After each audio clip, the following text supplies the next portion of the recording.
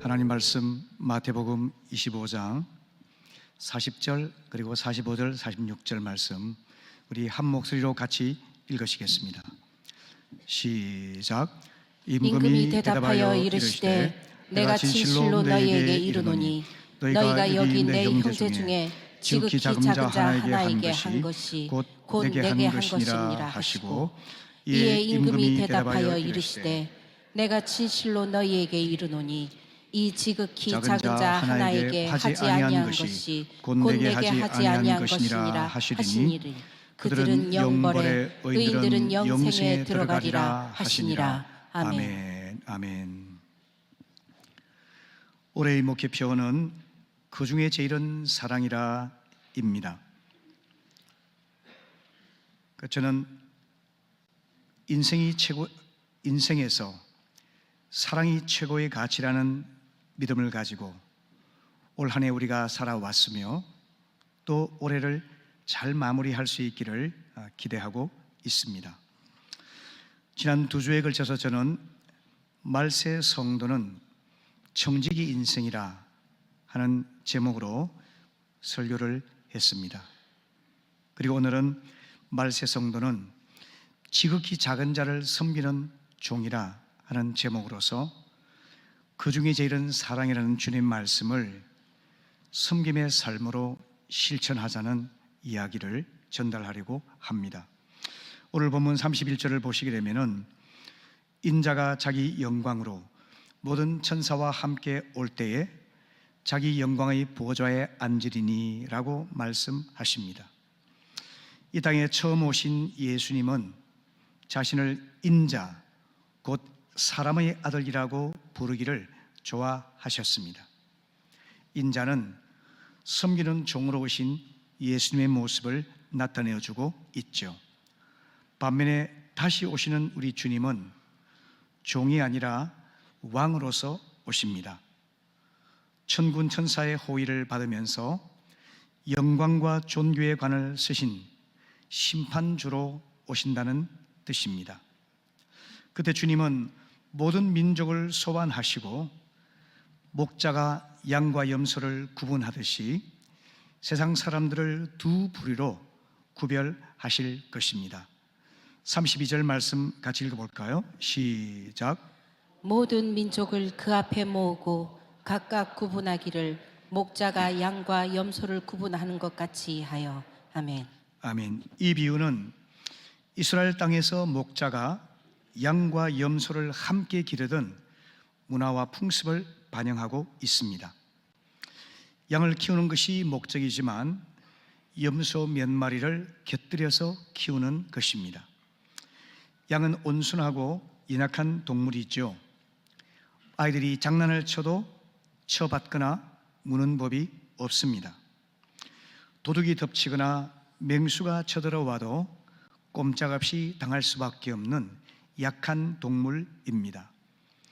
또 양은 순종하는 동물이기 때문에 목자의 음성을 듣고 그 인도를 잘 따릅니다. 틀을 깎을 때도 반항하지 않고 심지어 죽을 때조차도 소리를 내지 않고 죽음을 묵묵하게 받아들입니다. 반면에 염소는 양과 같이 초식동물이지만 생존력이 뛰어난 동물입니다. 눈이 밝고 몸이 날쌔입니다. 스스로 풀을 찾아서 뜯어 먹습니다. 또 거칠고 반항적이어서 뿔로 들이받는 성질이 있습니다. 이기적이어서 먹이를 나누지 않고 혼자 독점하려는 경향이 있습니다. 이렇게 상반된 양과 염소를 목자가 함께 기르는 이유가 무엇일까요? 그것은 염소의 거칠고 반항적인 면 때문에 역설적으로 양이 떼죽음 당하는 것을 방지하기 위해서입니다. 이처럼 목자는 양과 염소를 함께 키우는데요. 하지만 저녁이 되어서 그들을 우리에 드릴 때는 추위를 잘 타는 염소는 따스한 우리 중앙으로 인도를 합니다. 그리고 틀이 많은 양들은 우리 바깥쪽으로 가두어 둔다고 합니다. 이와 같이 낮에는 양과 염소가 함께 있지만 저녁이 되면 분명하게 구별이 되는 것입니다. 이 비유를 드시면서 주님께서는 교회 시대에는 양같이 참된 신자와 염소같이 거짓된 신자가 함께 있는 것을 허용하신다는 것을 암시하고 있습니다. 마태복음 13장 30절에서 알곡과 가라지를 추수할 때까지 함께 자라게 용납해 두어라 주님께서 말씀하신 그대로입니다. 하지만 종말의 때에는 목자가 양과 염소를 구분하듯이 반드시 참된 신자와 거짓 신자를 구분하여 심판하시게 되는 것입니다. 지금은 우리가 의인과 악인, 구원받은 자와 구원받지 못한 자, 하나님의 백성과 마귀의 종이 함께 섞여서 교회에 적을 두고 있을 수도 있지만 주님 다시 오셔서 심판하실 그날에는 반드시 구별하시고 갈라 심판하실 때가 있다는 사실입니다. 이것은 낭만적인 스토리가 아니라 우리가 직면해야 될 엄숙한 종말론적 진리인 것입니다. 그렇다면 주님이 다시 오셔서 심판하실 때 그 기준은 무엇일까요? 34절 말씀 같이 읽어볼까요? 시작. 그때의 임금이 그 오른편에 있는 자들에게 이르시되 내 아버지께 복받을 자들이여 나와 창세로부터 너희를 위하여 예비된 나라를 상속받으라. 오른편에 있는 자들을 축복하시고 천국을 유산으로 주시고 아멘. 네, 그것은 제 말입니다. 네. 오른편에 있는 자들을 축복하시고 그들에게 천국을 유산으로 허락해 주셨습니다. 41절에 보시게 되면 왼편에 있는 자들에게 말씀하시기를 그들을 저주하시고 마귀와 그 사자들을 위해 예비된 영원한 불에 들어가라 이렇게 심판을 내리신 것을 보게 됩니다. 여기서 우리가 주의 깊게 살펴봐야 될 것은 심판의 기준이 과연 무엇인가 하는 점입니다. 자칫하면 복음의 진리를 왜곡할 수가 있기 때문에 우리는 주의해야만 합니다. 단적으로 말씀드리자면 심판의 기준은 단순히 선행이 아니라 주님을 사랑하여 섬기는 신앙 실천 여부라고 하는 것입니다. 35절과 36절 다시 읽어볼까요? 시작. 내가 줄일 때에 너희가 먹을 것을 주었고 목마를 때에 마시게 하였고 나그네 되었을 때에 영접하였고 헐벗었을 때에 옷을 입혔고 병들었을 때에 돌보았고 옥에 갇혔을 때에 와서 보았느니라. 아멘.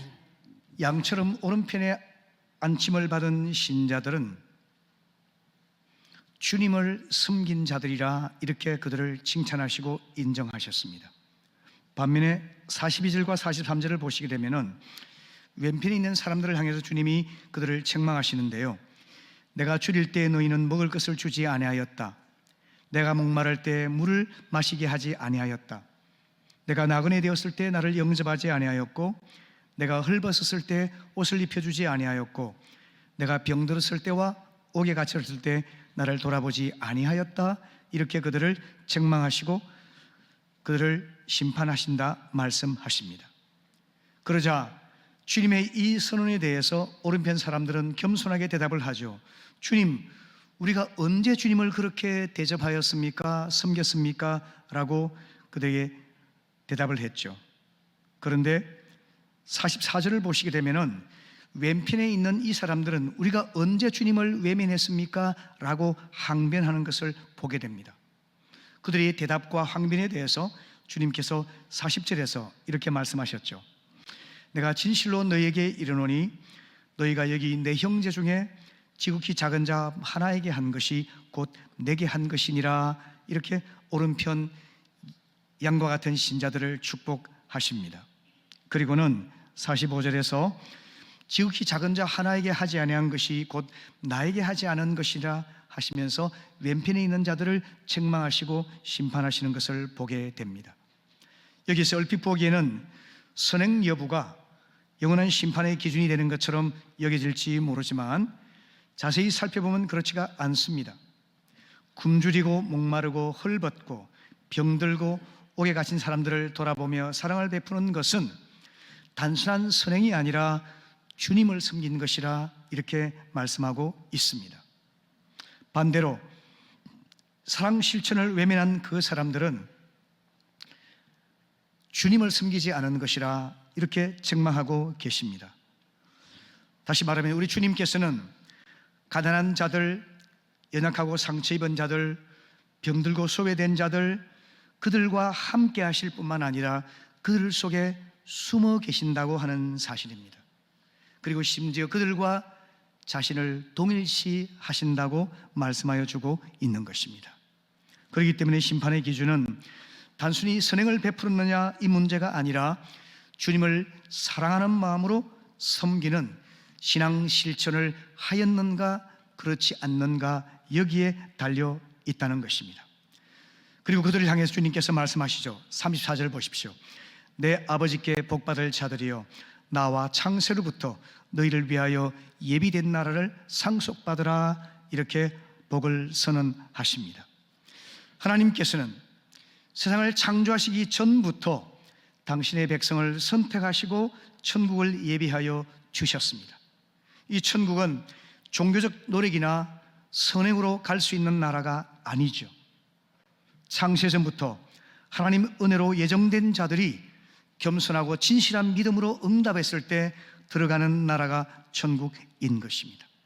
이에 대해서 에베소 1장 3절부터 5절까지는 아름답게 그 진리를 노래하고 있습니다. 같이 읽어볼까요? 시작. 찬송하리로다 하나님 곧 우리 주 예수 그리스도의 아버지께서 그리스도 안에서 하늘에 속한 모든 신령한 복을 우리에게 주시되 곧 창세 전에 그리스도 안에서 우리를 택하사 우리로 사랑 안에서 그 앞에 거룩하고 흠이 없게 하시려고 그 기쁘신 뜻대로 우리를 예정하사 예수 그리스도로 말미암아 자기의 아들들이 되게 하셨으니 아멘. 아멘. 우리는 하늘의 신령한 복을 받았다고 말씀하고 있는데요, 하나님 아버지께서 세상을 창조하시기 전에 예수 그리스도 안에서 여러분과 저 각자를 택하시고 불러주신 것입니다. 그리고 믿음을 선물로 주셔서 믿음의 고백을 통해서 하나님의 자녀가 되게 하여 주셨습니다. 왜 하나님께서 나를 택하시고 부르셔서 믿게 하시고 자녀로 삼아주셨는지 우리는 그 깊은 뜻을 알 수가 없습니다. 그저 우리가 할 수 있는 것은 하나님 사랑을 깨닫고 마음의 문을 열고 진실한 믿음으로 주님을 영접했을 때 죄사함의 은혜를 받고 구원받은 자가 되고 하나님 자녀가 되어서 천국을 이 땅에서 소유하고 영원한 하나님 나라에 들어갈 수 있는 특권을 누리게 된 것입니다. 오늘 아침 여러분들에게 그런 감사와 감격이 있게 되시기를 바랍니다. 이 믿음을 가진 자야말로 하나님의 택함을 받은 참된 그의 백성임을 증거할 수 있게 되는 것입니다. 그렇기 때문에 여러분, 최후의 심판날에 칭찬받고 영원한 천국에 들어가는 복을 누리는 자는 단순히 착한 일을 행하는 사람들이 아니라 사람들 속에 함께 하시고 숨어 계신 주님을 사랑하여 섬기는 마음으로 신앙을 실천하는 자인 것입니다. 예수 믿고 성령으로 거듭나서 주님을 사랑하여 섬기는 그 마음으로 우리가 누군가를 섬기며 실천하게 될 때 그것이 바로 우리가 천국 백성임을 증명할 수 있는 것이라는 겁니다. 다시 말하면 인간의 이타적인 본성에서 나온 선행 아닙니다. 자기 만족을 위한 봉사도 아닙니다. 하나님을 섬기는 믿음과 사랑의 증거로서 실천적인 신앙을 우리가 행하게 될 때 그때 주님께서는 우리가 참된 하나님의 자녀요 천국 백성이심을 증거하게 되고 그들에게 영원한 하늘나라가 예비되어 있다고 말씀하고 있는 것입니다. 마태복음 10장 42절 같이 읽어보실까요? 시작. 또 누구든지 제자의 이름으로 이 작은 자 중 하나에게 냉수 한 그릇이라도 주는 자는 내가 진실로 너희에게 이르노니 그 사람이 결단코 상을 잃지 아니하리라 하시니라. 아멘. 아멘. 주님을 사랑하여 섬기기 원하는 주님의 제자가 주를 섬기는 마음으로 지극히 작은 사람에게 지극히 작은 냉수 한 그릇의 봉사와 섬김을 행할 때 주님은 잊지 아니하시고 하늘 상급을 예비하여 주시겠다고 말씀하셨습니다. 종말의 날 우리는 하나님의 심판대 앞에 서게 될 것입니다. 그때 하나님은 우리에게 성경을 얼마나 암송했느냐고 묻지 않으실 것입니다. 얼마나 올바른 성경 지식을 갖고 있는지를 테스트하지 않으실 것입니다. 주님 우리에게 던지는 질문은 네가 나를 사랑하는 마음으로 얼마나 신앙을 생활 속에서 실천하였는가, 그것을 질문할 것입니다. 주님을 사랑하는 마음으로 행한 진실한 신앙의 실천이 우리 믿음의 진실성을 입증하고, 그리고 이런 믿음의 소유자가 천국에 들어가서 영원한 생명을 누리며 천국의 상급을 얻게 되리라고 말씀하고 있는 것입니다. 사랑하는 성도 여러분, 한 분도 빠짐이 없이 하나님 나라에 들어가서 주님의 칭찬을 받고 하나님이 예배하신 영생의 복을 누리며 또한 상급을 얻는 우리 모두가 될 수 있기를 바랍니다. 아멘. 그렇다면 여러분, 우리가 주님의 나라에 들어가서 그 칭찬과 상급을 소유한 자 되기 위해서 우리가 어떻게 하기를 주님이 원하실까요? 저는 두 가지를 말씀드리기 원하는데요. 첫 번째는 낮은 곳으로 내려가는 것입니다. 하나님이 인간이 되어서 이 땅에 오신 성육신의 신비를 깊이 묵상해 보시기를 바랍니다. 우리 주님처럼 낮은 곳으로 내려가서 존귀하고 영광스러우신 하나님께서 왜 인간이 되셨는지 그 진리를 깊이 묵상해 보면 답이 나올 것입니다. 빌립보 2장 5절부터 8절의 말씀은 천천히 뜻을 생각하면서 읽어보겠습니다. 시작. 너희 안에 이 마음을 품으라. 곧 그리스도 예수의 마음이니 그는 근본 하나님의 본체시나 하나님과 동등됨을 취할 것으로 여기지 아니하시고 오히려 자기를 비워 종의 형체를 가지사 사람들과 같이 되셨고 사람의 모양으로 나타나사 자기를 낮추시고 죽기까지 복종하셨으니 곧 십자가에 죽으심이라. 아멘. 아멘. 하나님과 동등하신 존귀와 영광을 지니신 하나님의 아들이 자기 권리를 포기하시고 자기를 비워 종이 되어 사람의 모양으로 이 땅에 오셨습니다. 죄를 범하신 적도 없으시고 죄를 알지도 못하시는 분이 죄인들의 친구가 되셔서 죄인의 모습으로 죄인을 위해서 죽어 주셨습니다. 이것이 바로 성육신의 신비인 것이죠. 우리가 섬겨야 될 지극히 작은 자는 낮은 곳에 있습니다. 그 때문에 주님께서 하늘 보좌를 버리시고 이 땅에 오신 것처럼 우리가 작은 자를 섬기기 위해서는 낮은 곳으로 내려가지 않으면 안 됩니다. 이 낮은 곳은 냄새나는 곳이죠. 더러운 곳이죠. 거칠고 무례하고 제멋대로인 사람들이 있는 곳이죠. 무질서하고 다툼과 분열이 끊이지 않는 곳이죠. 그것이 바로 낮은 곳입니다. 하지만 우리는 주님처럼 낮은 곳으로 내려가야지만이 사람들 안에 숨어 계신 주님을 섬길 수가 있는 것입니다. 이 섬김에는 단계가 있습니다. 먼저 연민의 단계가 있는데요, 고통받는 자를 불쌍히 여기는 마음이 연민이죠. 이것은 참으로 소중한 마음이지만 이것만으로는 부족합니다. 왜냐하면 나는 여전히 높은 곳에 위치해 있기 때문에 그렇습니다. 그 다음으로 우리는 동정이 필요하죠. 함께 아픔을 느끼는 공감에서 동일한 마음을 갖는 동정이 우리에게 필요하죠. 함께 울고 함께 웃는 그 마음이 필요합니다. 그러나 이것도 역시 부족합니다. 왜요? 인격적으로 그와 내가 분리되어 있기 때문입니다. 그런데 더 나아가서 우리는 주님이 성육신 하신 것처럼 고통받고 상처받는 사람과 인격적으로 하나 되기 위해 힘쓸 때 동일시하는 단계로 나아갈 수가 있습니다. 연민에서 동정으로 동일시까지 나아가게 될 때 성육하신 주님을 닮아서 우리는 진정으로 섬김을 실천할 수 있는 것입니다. 여러분, 우리 가운데는 마음의 상처를 입은 분들이 있습니다. 사업에 실패해서 좌절한 분들도 있습니다.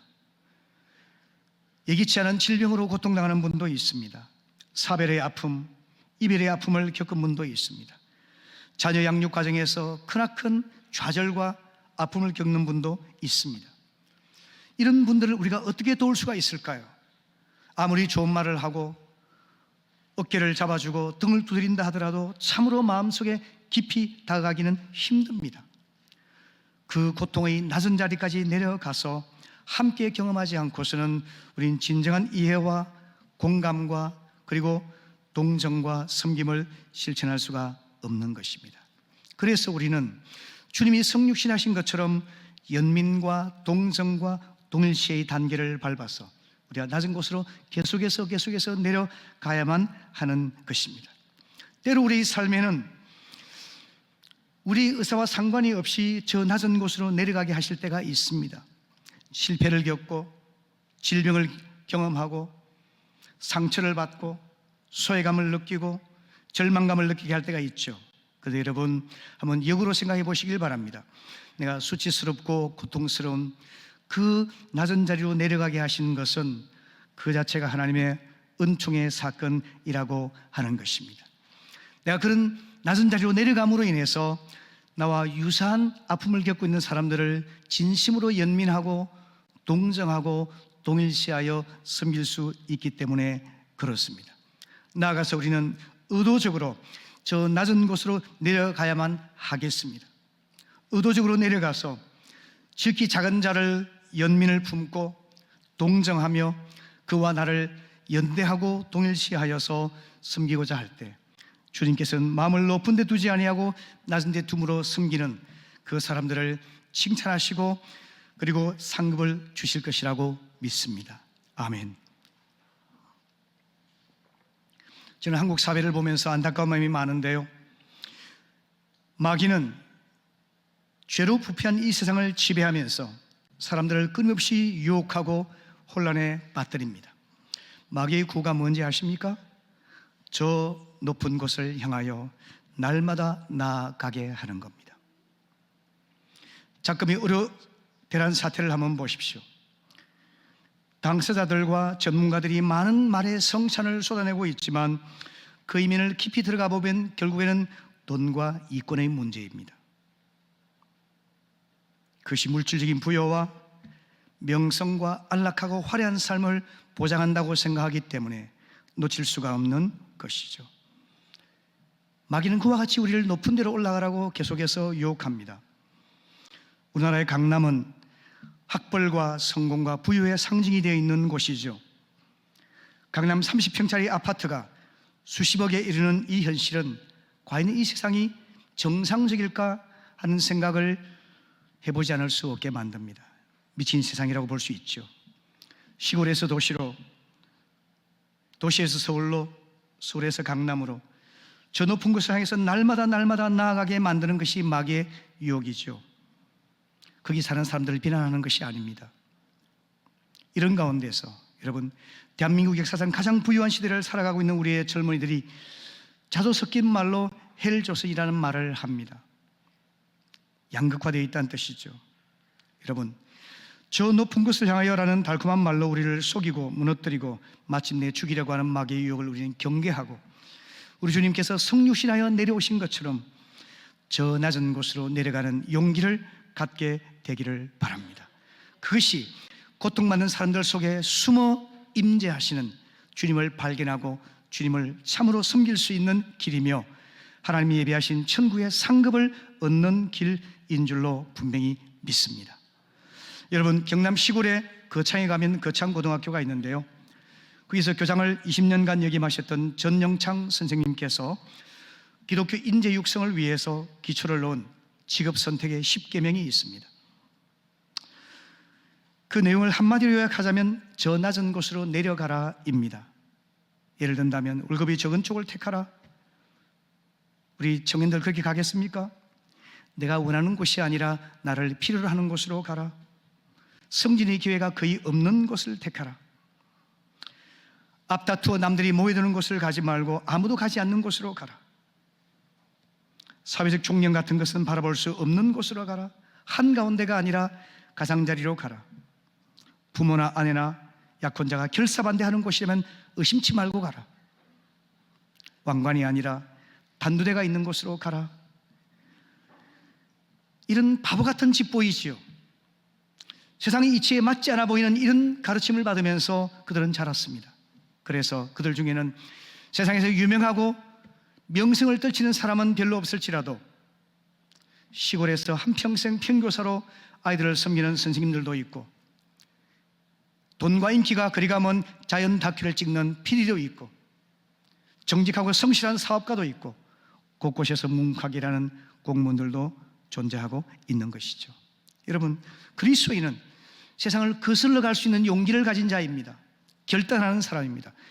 마귀는 저 높은 곳을 향해서 나아가라고 우리에게 유혹하지만 주님이 걸으신 것처럼 우리는 저 낮은 곳으로 내려가는 하강의 용기를 갖게 되시기를 바랍니다. 아멘. 두 번째는 거기서 지극히 작은 자를 섬기라고 말씀하십니다. 아까 읽었던 말씀 마가 9장 37절 말씀 같이 읽어볼까요? 시작. 누구든지 내 이름으로 이런 어린아이 하나를 영접하면 곧 나를 영접함이요 누구든지 나를 영접하면 나를 영접함이 아니요 나를 보내신 이를 영접함이니라. 아멘. 아멘. 주님께서 지극히 작은 자 안에 숨어 계시기 때문에, 그와 자신을 동일시하고 계시기 때문에 우리는 지극히 자를 섬김으로써 주님을 섬길 수 있다는 이 놀라운 섬김의 비밀을 깨닫게 되기를 바랍니다. 지극히 작은 자는 어떤 사람일까요? 그것은 나의 도움과 섬김에 결코 보답을 할 수 없는 사람입니다. 누가복음 14장 13절에서 잔치를 베풀거든 차라리 가난한 자들과 몸 불편한 자들과 저는 자들과 맹인들을 청하라. 그리하면 그들이 갚을 것이 없으므로 내게 복이 되리니 이런 의인들이 부활 시에 내가 갚음을 받겠습니다 말씀하셨어요. 세상이 이치와 정반대되지 않습니까? 우리는 섬김과 봉사도 조건적으로 생각을 합니다. 기브앤테이크로 생각을 합니다. 우리의 상조 문화가 그렇죠? 나는 부조를 20만 원 했는데 저 친구는 왜 10만 원밖에 안 하는 거야? 못된 놈. 이렇게 하는 것이 우리의 상조 문화 아니겠습니까? 기브앤테이크로 생각하죠. 조건적입니다. 그런데 주님은 말씀하십니다. 너에게 보답할 수 없는 사람, 그를 섬기는 것이 참된 섬김의 정신이라고 말씀하고 있는 것이죠. 그것이 하나님의 은혜가 무엇인지를 우리에게 가장 정확하게 알려주는 사건이 되기 때문에 그런 것입니다. 하지만 주님께서는 약속하셨죠. 누구든지 마태 10장 42절에서 제자의 이름으로 이 작은 자 중 하나에게 냉수한 것이라도 주는 자는 진실로 너에게 이르노니 결단코 상을 잃지 아니하리라, 이렇게 약속하고 계십니다. 나의 어리석은 섬김에 대해서 사람들이 알아주지 아니하고 세상은 비웃고 조롱한다 할지라도 우리 주님 한 분 알아주시면 그것만으로 충분하며 저는 만족합니다. 이렇게 우리가 살아가게 된다면 하늘에서 상급이 크리라고 주님은 약속하여 주고 계십니다. 마리안느와 마가레트라는 두 분이 계십니다. 모르는 분들이 많죠. 이 두 분은 20대 청년기에 가장 소외되고 가장 비참한 소록도 나환자들을 돕기 위해서 왔습니다. 간호사로 일하는 수녀분들이었죠. 약을 꼼꼼히 발라주기 위해서 환자들이 만류하는데도 불구하고 감염을 두려워하지 아니하고 장갑을 끼지 않은 채 맨손으로 상처를 만져주었습니다. 근무하지 않는 시간에는 죽을 쓰고 과자를 구워서 마을을 돌아다니면서 사람들을 섬겼습니다. 그들의 꽃다운 20대는 수천 명의 환자들의 손과 발로 살아가는 동안에 40년이 흘러서 70대 할머니가 되었습니다. 조용히 어루만지는 손의 기적과 주님 외에는 누구에게도 얼굴을 알리지 않는 이 섬김이 진정한 섬김을 믿고 일체 세상에서의 상이나 인터뷰를 번번이 거부했습니다. 70이 되어서 제대로 일을 할 수가 없고 동료나 환자들에게 부담을 주지 않기 위해서 떠나기로 결심을 했습니다. 그리고는 편지 한 장을 남기고 조용히 떠났습니다. 부족한 외국인으로서 큰 사랑과 존경을 받아서 감사드리며 저희들의 부족함으로 마음 아프게 해드렸던 일에 대해서 용서를 빕니다. 이런 편지를 남기고 작별 인사도 없이 조용히 조국으로 돌아갔습니다. 그들의 귀향길에는 소록도에 올 때 가져왔던 낡은 가방 한 개만 들려 있었다고 하지요. 하지만 그들은 소록도에서의 시간을 회상하면서 이렇게 말했습니다. 하늘만큼 행복했어요. 지극히 작은 자를 섬기는 일을 통해서 세상의 부유함과 화려함과 명성과 권력과 그 모든 것들이 줄 수 없는 하늘의 평안을 누릴 수 있었고 참으로 마음 깊은 곳에서부터 행복합니다. 이런 고백을 할 수 있었던 것이죠. 성도 여러분, 그 중에 제일은 사랑이라고 말씀하셨고 그 사랑은 낮은 곳으로 흘러서 지극히 작은 자를 향한 섬김으로 나타나야 된다고 믿습니다. 올 한 해 그런 삶을 살아오셨다면 좀 더 주동하셔서 내년에는 더 큰 사랑으로 섬길 수 있기를 바랍니다.